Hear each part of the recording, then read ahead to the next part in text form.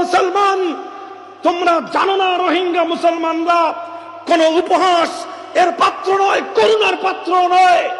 রোহিঙ্গা মুসলমানরা আজকে বিশ্ব দরবারে কোন পর্যন্ত পৌঁছে গেছে তার হিসাব তোমাদের কাছে নাই। সারা পৃথিবীর মুসলমানদের কলিজার মধ্যে সবচেয়ে বড় সম্মানের আসন ইমামুল হারামাইনের আসন।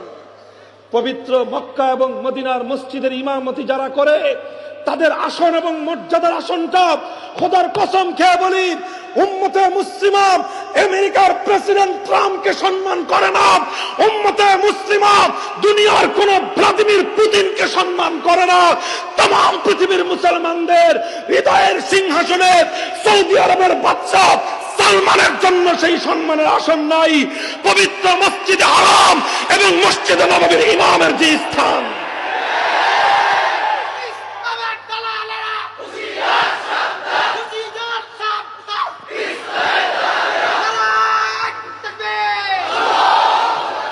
মোহতারাম হাজিরিন, শেখ আইয়ুব যার সুললিত কণ্ঠের কোরআনের তেলাওয়াত দুনিয়ার পনে 200 কোটি মুসলমানদেরকে মাতোয়ারা করে দিয়েছিল।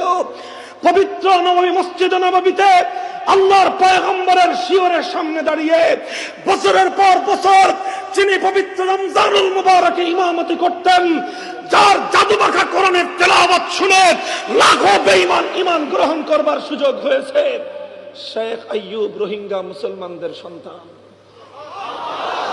রোহিঙ্গারা কোন পর্যন্ত পৌঁছে গিয়েছে তোমরা জানো না। আজও মসজিদে হারামের গলিতে গলিতে, পবিত্র মসজিদে হারামের পিলারের গোড়ায় গোড়ায় যারা উম্মতকে দ্বীনের তালিম দেয় তাদের মধ্যে অসংখ্য অগণিত রোহিঙ্গা মুসলমান রয়েছে। কাজেই কোন মুখে রোহিঙ্গাদেরকে নিয়ে উপহাস করো? কোন মুখে, কোন গর্বের বলে তোমরা, কোন অহংকারের বলে রোহিঙ্গাদেরকে নিয়ে তুচ্ছ তাচ্ছিল্য করো? রোহিঙ্গাদেরকে নিয়ে তুচ্ছ তাচ্ছিল্য করা ইসলাম বিরোধী একটা গভীর ষড়যন্ত্র। মুহতারাম হাজিরিন, সোচ্চার থাকবেন তো ইনশাআল্লাহ? সোচ্চার থাকবেন তো ইনশাআল্লাহ?